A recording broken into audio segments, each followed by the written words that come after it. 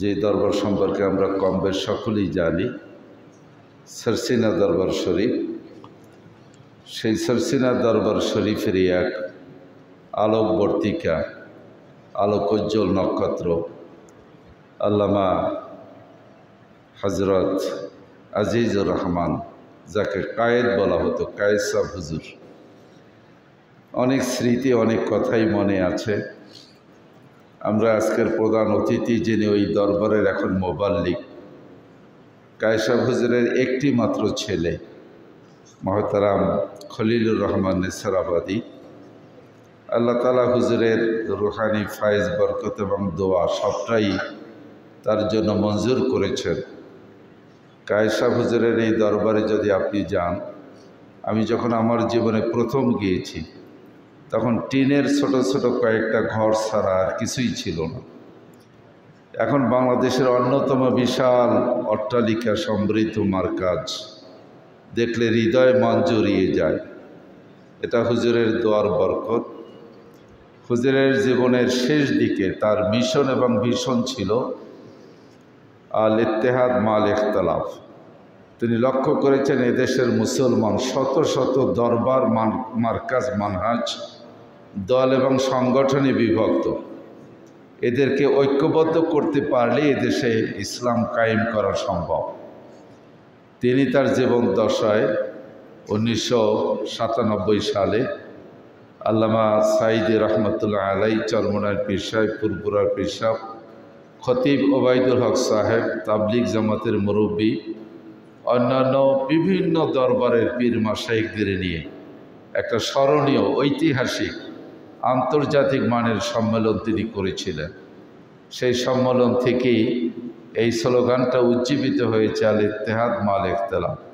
তারই দাওয়াত নিয়ে সুদূর নেসারাবাদ থেকে, জালকাঠি থেকে আমাদের আজকের প্রধান অতিথি, ওই দরবারের প্রধান মুবাল্লিক, আমাদের মহতারাম খলিলুর রহমান নেসারাবাদী ভাইজানের একান্ত স্নেহভাজন এবং তার অত্যন্ত কাছের মানুষ মহতারাম মাসুম বিল্লাহ আজিজাবাদী মূল্যবান ওয়াজ করেছেন।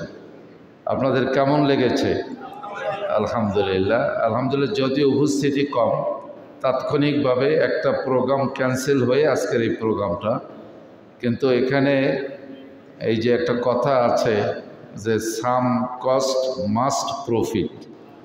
আমাদের সংখ্যা এখানে কম, কিন্তু কোয়ালিটিফুল শ্রোতা আজকে ছিলাম। ইতিমধ্যে আপনারা দেখেছেন মহাসড়ক জামি মসজিদের সম্মানিত খতিব, মেসফাল উলুম কামিল মাদ্রাসার সম্মানিত মুহাদ্দিস, আমারও ওস্তাদ হযরত মাওলানা ইব্রাহিম সাহেব। উনি একসময় আমাদের আল্লামা ইয়াকুব জিরাইলি রহমতুল্লাহ আলাই, জনাব সালে ইকবাল ভাই জিরাইলি হুজুরের ছেলে, ওই মাদ্রাসার উনি একটা ফাজিল মাদ্রাসার প্রিন্সিপাল ছিলেন। সেই সুবাদে আমি ওই মাদ্রাসায় কিছুদিন পড়াশোনা করেছি, আমার ওস্তাদ আছেন। এদিকে আমাদের এলাকার সকলের মুরব্বী, আমাদের এলাকার মাতব্বর জনাব শামসুল হক মাস্টার সাহেব, দামি দামি মানুষগুলো আজকে এসেছেন। আমাদের দাশেরকান্দি মাদ্রাসার সম্মানিত প্রতিষ্ঠাতা অধ্যক্ষ হযরত মাওলানা ইরশাদুল্লাহ চৌধুরী, আমাদের আমলিয়া মেহেন্দিপুর মাদ্রাসার সম্মানিত ভাইস প্রিন্সিপাল হযরত মাওলানা আমানুল্লাহ ভাই, আমাদের সালে ইকবাল ভাই, উনি সরসিনারও আত্মীয় এবং আপনার কায়েদ সাহেব হুজুরের আত্মীয়। আমরা খুসুসি প্রোগ্রামে পরিচয় হবে, আমরা জানতে পারব। আমাদের এলাকার প্রখ্যাত আলেমেদিন মুরব্বী হযরত মাওলানা মতিউর রহমান সাহেব আছেন।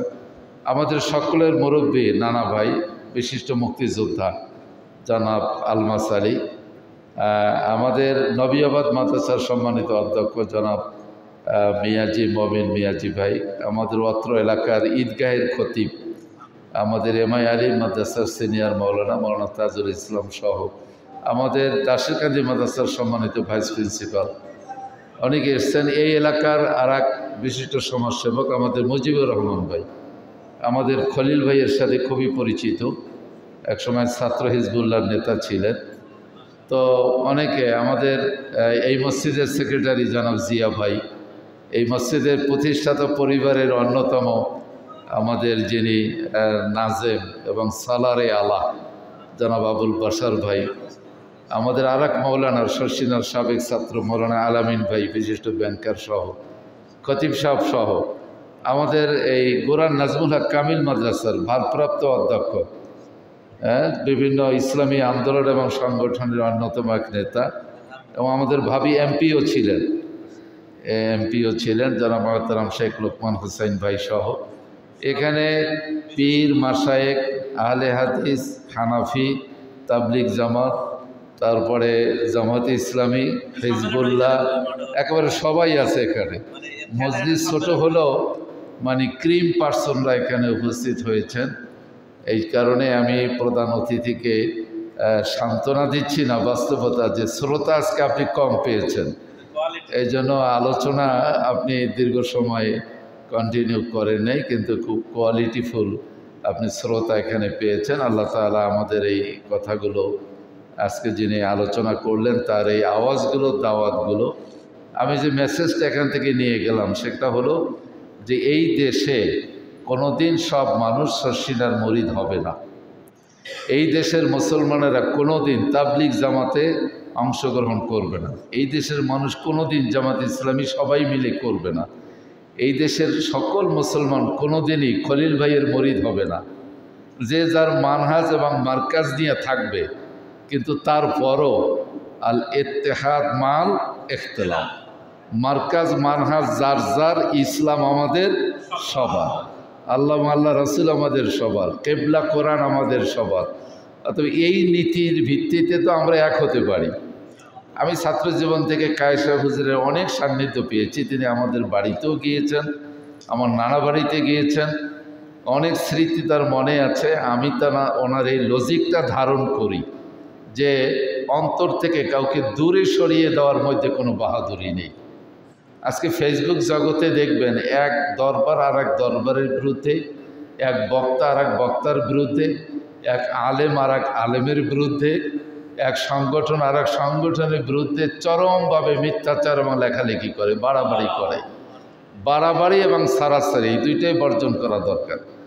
কোনো দিন আমি এই বিতর্কিত কাউকে পচানো, কাউকে ছোটো করা, এই যে তো লেখাকে আমি কোনো দিন শেয়ার করি না, পছন্দ করি না। আমি মনে করি এখানে যারা এসেছেন সকলেই আমার এই মতের সাথে একমত হবে, নেগেটিভ কোনো কিছুকে এনকারেজ করা আমাদের উচিত না। পজিটিভ জিনিসকে আমরা নেগেটিভকেও পজিটিভলি গ্রহণ করতে পারি।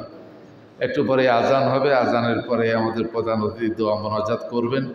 অনেক বড় বড় আলেম এসেছেন, সবাইকে সময় দেওয়া সম্ভব নয়। সকলের পক্ষ থেকে আমারও ওস্তাদ, আমাদের অনেকেরই মুরব্বী, মহাসড়ক জামে মসজিদের সম্মানিত ইমাম এবং খতিব